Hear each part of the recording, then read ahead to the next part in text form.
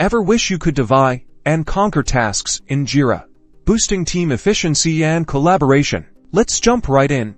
First, open the Jira issue you want to assign. Locate the Assignee field, which is usually right at the top or in the right-hand column. Click on the field. You'll typically see the option to assign a single person here. Now, Jira doesn't natively allow you to directly assign a single task to multiple people in the Assignee field, but don't worry, we can use a workaround strategy to achieve our goal. Instead of assigning the task using the Assignee field, we can use the field issue creator or any field to assign multiple users to the task. Click on Creator User and change the access. Next, it's time to set up the Collaborators field. If you don't have a multiple-user field, you'll need to create one in your project settings. This field will be where you list the team members working on the issue. Now, click on the Collaborators field. This will open a drop-down menu with all the current users in the system. Select the names of the team member you want to assign the task to. Once you've selected the members, save the changes to the issue. Great!